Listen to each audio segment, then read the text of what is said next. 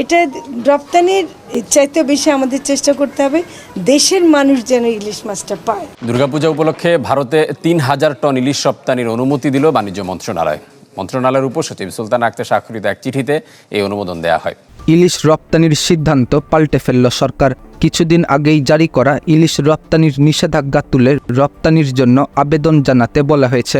দেশের মানুষ যখন বাজারে ইলিশের দাম কমার অপেক্ষায় ছিল, ঠিক তখনই সরকারের এই সিদ্ধান্ত।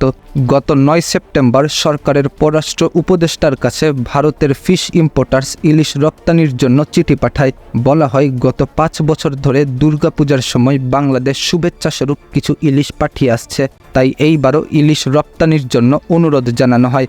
বাণিজ্য মন্ত্রণালয়ের বিজ্ঞপ্তিতে জানানো হয়েছে, কলকাতার মাছ আমদানিকারকদের চিঠি বাংলাদেশের ইলিশ রপ্তানিকারকদের আবেদনের প্রেক্ষিতে ৩,০০০ টন ইলিশ রপ্তানির অনুমোদন দেওয়া হলো। সরকারের এই সিদ্ধান্তের পর গণমাধ্যমে চলছে বিপুল সমালোচনা। অনেকেই বলছেন রপ্তানির কারণেই ইলিশের দাম কমছে না। আবার সম্প্রতি ভারতের বন্যাজনিত আচরণের কারণে ভারতকে ইলিশ পাঠানো উচিত নয় বলে জানিয়েছে জনগণ।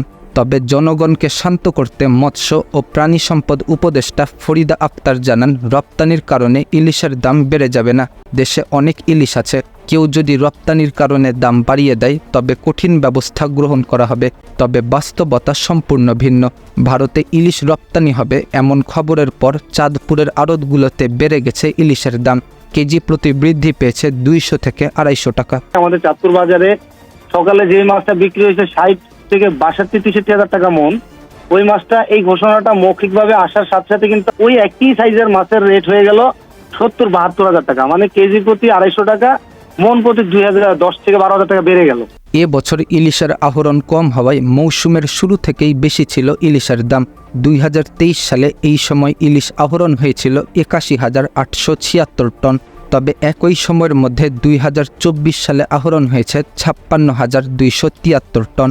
একদিকে এবার আহরণ কম, আবার অল্প সময়ের মধ্যে নোটিশে বাংলাদেশ থেকে ভারতে ইলিশ রপ্তানির অনুমোদন। দুই মিলিয়ে এবছর ইলিশের দাম বাড়তেই থাকবে বলে ধারণা করছেন ব্যবসায়ীরা। শেষে বলতেই হয়, আমাদের মতো দেশের সাধারণ মানুষদের চাহিদা অবহেলাই থেকে গেল। ইলিশ রপ্তানিতে আপনার কি মতামত কমেন্টে লিখে জানান।